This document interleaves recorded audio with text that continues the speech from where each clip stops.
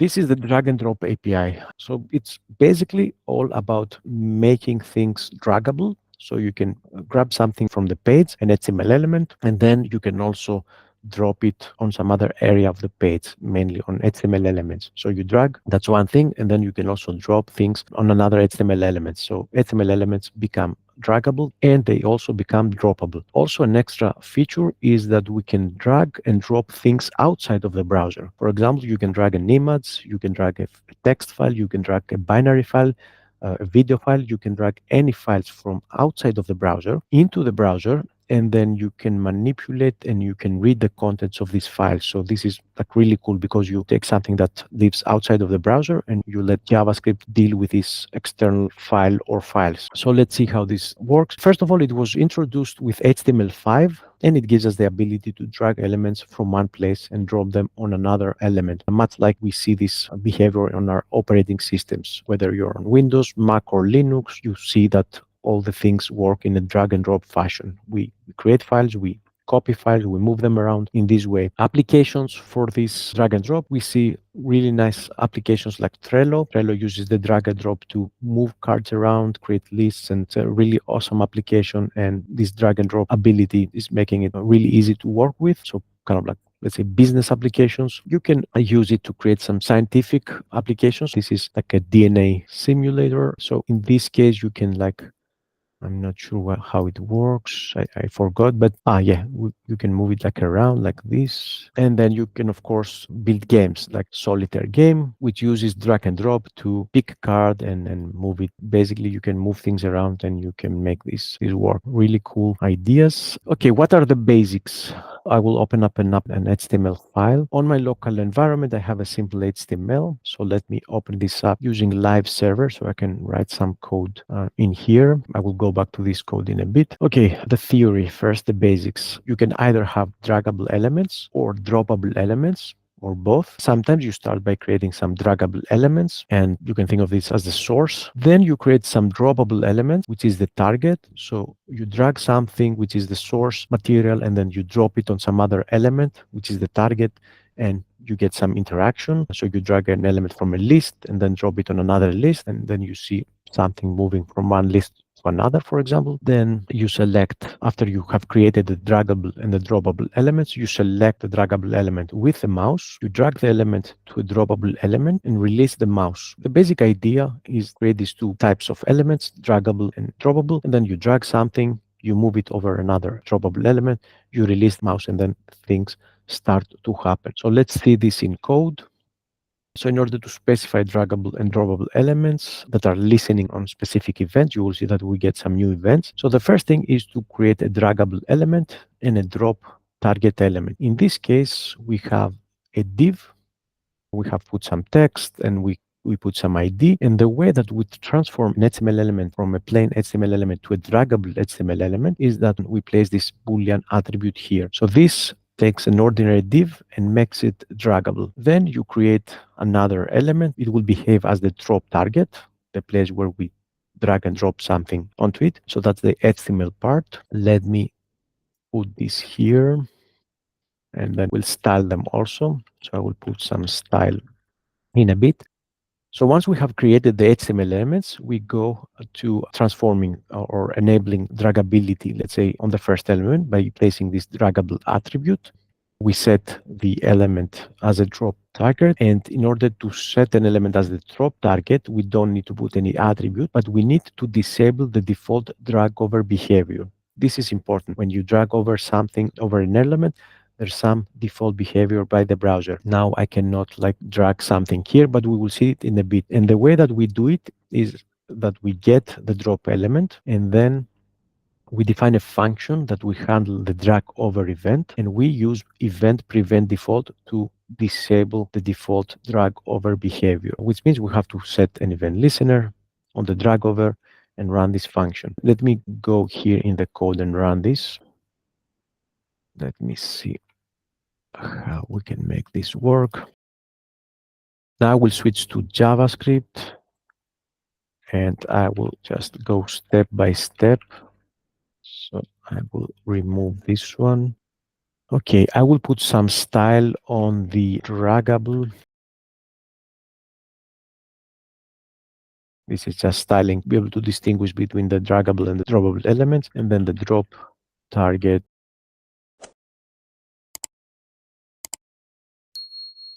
to move this a little bit to the bottom. Now, the thing that you have to remember is that, first of all, HTML elements are not draggable by default. So if I try to drag an element like this H1 or this draggable element or this droppable target, it just nothing happens. It stays there like it's fixed position and nothing happens. But if I put the draggable property in any of these elements, you can see that I can now drag them. So just by using this draggable, I have to set the value to true. Now we can see that both of these elements are draggable. So draggable equals true makes the things draggable. I will put it also on the H1 just to see that we can drag anything. And now the title is also draggable. So I mentioned that elements have a drag over behavior. So when you drag over something over an element, there's some default browser behavior.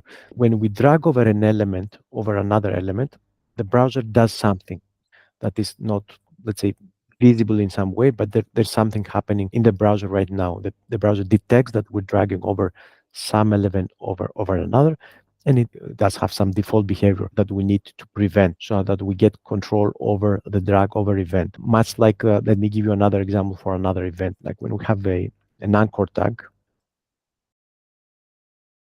So when I have an anchor tag, there is a default click event. When I click here, there is a click event. There is a click event handler happening that leads me to another page. So there is a click event. So let's say document, query, selector A, add event listener, click, and then event.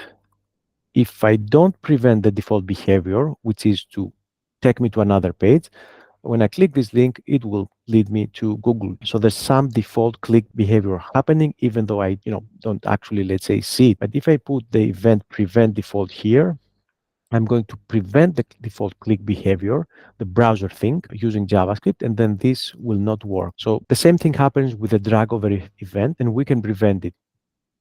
The only difference that I see is the icon changes. Other than that, the default behavior is not clear in the beginning. So let me close the style here. Let me remove this one. I will leave it here, but let me put it in another script so we get to see less code. So we have the drop target. We have to listen on the drag over event and prevent the default behavior. Otherwise, our drag and drop events will have some kind of like conflict. They will be misbehaving. Just keep this in mind as a rule whenever you want to create a drag and drop application. Just prevent the default drag over behavior. So created draggable element. We added the draggable equals true to make it draggable. We created the drop target. We picked this through JavaScript and prevented default drag over behavior. A single drag and drop communication requires the drag start and drop events to be handled. Drag start is the event that happens when we start dragging an element, and drop is when we drop something. And of course, what we do is we get the reference to the draggable element, meaning we use the query selector to get the draggable element, the HTML element that we defined as the draggable target. Then we start listening on the drag start. So when we start dragging that element, the event will be triggered. And then we also listen on the drop event on the drop target. So drag start event on the draggable element, drop event on the drop target. So let me go here. I need to also get the draggable, and that's ID draggable. I have this event prevent default on the drag over. This is something that you should always do. And now I need to listen on the draggable, add event listener, drag start event. Let me console log something like the type of the event. This means that if I start dragging on the draggable, I will see an event getting triggered, and the callback, the event handler, will be console logging the type of the event. So if I start dragging, you will see the event triggered. Release the mouse. Now I drag again once more, leave it, drag. So it's a one-time thing. When I click the mouse on the draggable element and I keep it pressed and I move things around, I just initiated the drag start. Even if I click and just move a little bit, this is when the drag start starts. It's not the same as the click, because if I click, you will see nothing happens. The drag start means I click on the draggable element and I move the cursor just 1 pixel, and then this is when the drag start happens. So we need click, mouse down, and mouse move. So if you combine these two events, let's say, imagine that you combine the mouse down and mouse move, you get the drag start. This is when the drag start actually gets triggered. If we want to do something, to run some code when we start dragging, then this is when we want to create this event listener. So basically, we can make an element draggable just with the attribute. We don't need any JavaScript. But if we also want to run some code, some JavaScript code when we start dragging, we can use this event. And then let me also use an event listener on the drop event on the drop target. Remember now that even though I'm using the drop target as a drop element, I can also drag it, right? You can have elements that are both draggable and droppable elements. So I'm dragging this. So the drag start event started. And then when I go over the drop target, you will see the icon changes to this icon. So from a normal cursor, once I'm inside the content, my mouse cursor is inside the content area of the drop target, the icon changes. So mouse cursor inside the content box, in here also, and also from the left. And then while I'm inside the content area and I release the mouse, the drop event will be executed. And this means that I can do things like remove the draggable element. So I can say remove the draggable element once I drop it in the target. I can go here and then I get to remove the draggable, or I can do the other way around. I can just remove the target. If your game is about removing things, maybe if this acts as an eraser, I can drop it here and then the drop element gets removed. It's up to you to find like cool ways to use this. And we have like the basic drag and drop setup here. The drag over that prevents the default behavior. And then with the drag start and with the drop, we can actually control what happens on our application while we're dropping and dragging things. Okay, let's conclude going to the third part. So the third part is about an object called data transfer, and let's see what this is all about. So the data transfer object holds the data that is being dragged during a drag and drop operation. So when we're dragging and dropping, we can actually create an object that holds some information and gets transferred from the draggable element to the droppable element. It can hold one or more data items, and each one of these can be of any data type. In its simplest form, it means that we're transferring data from a draggable element to a drop target in a two-step process. Let's see this process. So the first thing is that during the drag start, when we start dragging an element, we will use the data transfer with a method that's available on the interface called setData, and we are setting the data transfer when we drag start. And then when we drop that element on a drop target, we can use the data transfer get data to actually get that data back. What we need to do is we want to use the data transfer set data. The data transfer, as you can see, is part of the event object. And then on step 2, we read the data on the drop event using event.data transfer get data. The syntax is different. You can see here we have format and data. In the get data, we only need to use the first argument, the format. Basically, it looks similar like the local storage. When we set the local storage, we set the key and the value. When we use the get method, get item in the local storage, we just provide the key. So kind of like similar looking pattern. Now for this example, I will use this code here. I will go to my example.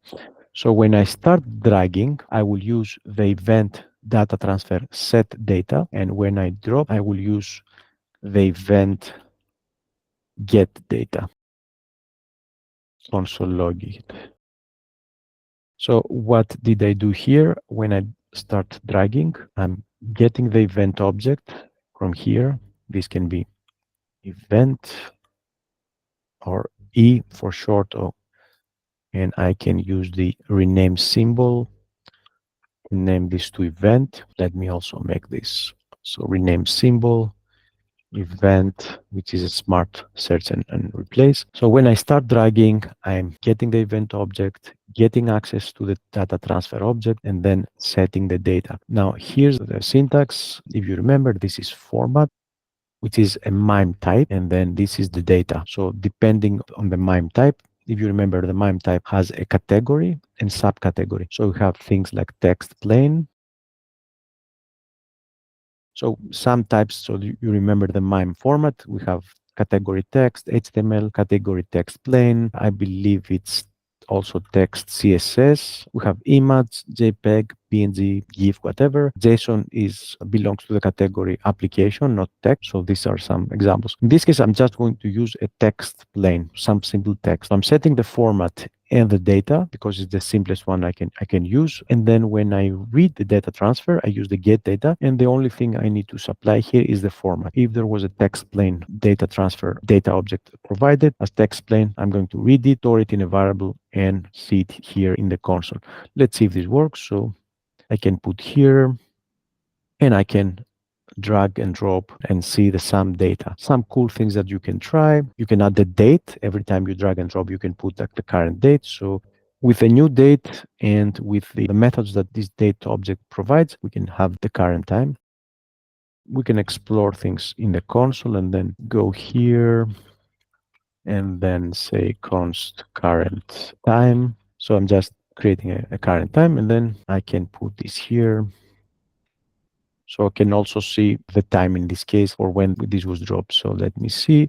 This was dropped at 13:34:26, and the seconds. So you can do all sorts of things. We can also create more than one draggable elements. Maybe these provide some data, and then we can have another draggable. We can have, I don't know, a different element. Or let me also give this a style. Cool also has this style. Another draggable element, which means I need to. And here's the cool thing is that I can either create another event listener, or maybe I can create a function on drag start, and I can move this function around here, move this here, and drag start. Pretty much the same thing. It's just that I moved the functionality to a function. And in this way, I can reuse this with my cool elements. So both elements listen on the drag start, and they can, interact, but they produce the same data. We have to find a way to let one draggable element produce a different kind of data here, maybe some data for the first one and maybe different text like cool for the second one.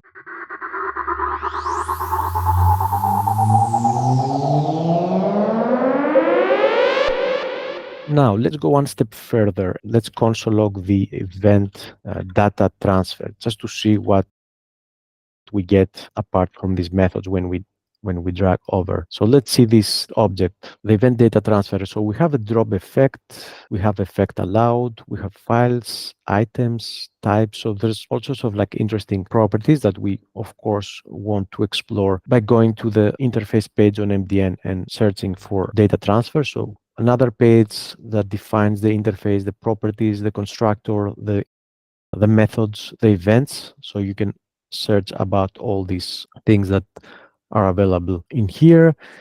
Another task is to build this drag and drop kind of application where you can create a list. Now, for this one, there's the initial code, source code here. What you can do is you can check all these links here. And for this task board, like for this demo, you can actually see this working, but can also do is you can explore the source code for this one. So I would say just go through the code and see how we can build this Trello-like clone, and then maybe try to recreate it on your own without looking at the code. Also, another thing, we have another demo, which is this shape game. So you can drag this and you can play this kids game. It's another cool game that you can study the source code. Then, of course, try anything that comes to your mind. And the more you combine these APIs, you can use the media API with the drag and drop, you can use local storage, you can build some amazing stuff.